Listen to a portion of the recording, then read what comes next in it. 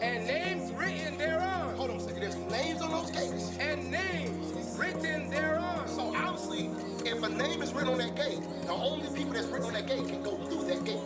Right? Is he God of the Hebrew Israelite only? This is the question that was asked in Romans chapter 3 verse 29. The answer is absolutely not. He's also the God of the Gentiles. Is he the God of Abel? Is he the God of Enoch? Is he the God of Noah? Absolutely. Is he the God of Melchizedek, Ruth the Moabite, Rahab the Canaanite? Most of these individuals lived outside of the dispensation of the law of Moses. If a name is written on that gate, the only people that's written on that gate can go through that gate. Right? Hebrews 11 verse 16. Very clear, the Hebrew Israelite missed this text. But now they desire a better country. That is, an heavenly country. Can we think of a heavenly country? Yes.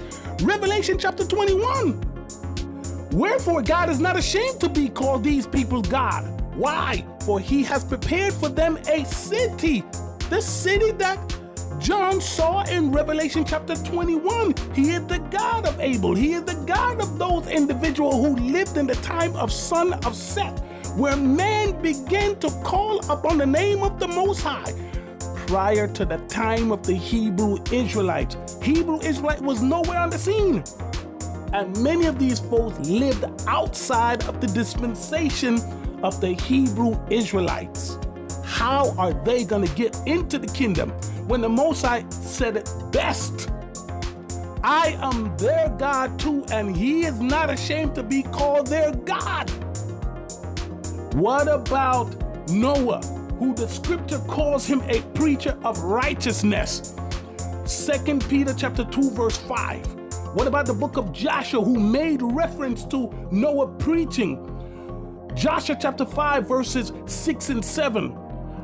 Who was he preaching to? And why was he preaching? Because there was going to come a time where the Most High is going to destroy the world. And God wished above all that none would perish. Huh? What about Enoch? The book of Joshua chapter 3 verses 4 and 5. Enoch called to pray, to preach to the nation. And you're telling me that the Most High is only concerned about the Hebrew Israelites when brothers outside of the dispensation of the law of Moses was preaching the gospel? In the time of son of Seth, man called upon the name of the Lord long before the Hebrew Israelites. What gate are these people are going to enter in? Yeshua was very clear about Abel. Matthew chapter 23 verse 35, Luke chapter 11 verse 1. He called this brother a righteous brother. This is why we have to go back to Hebrews 11 verse 16. That tells us that God is not ashamed to be called these people God. Keep in mind, what John saw in Revelation chapter 21 is a new heaven and a new earth. Everybody that lived in that city, whether you be a Hebrew Israelite or a Gentile, had you lived in your time a life of righteousness and died in righteousness, in this city, you too will be there. Don't let the Hebrew Israelite tell you otherwise. Read the scripture for yourself. God for all nations.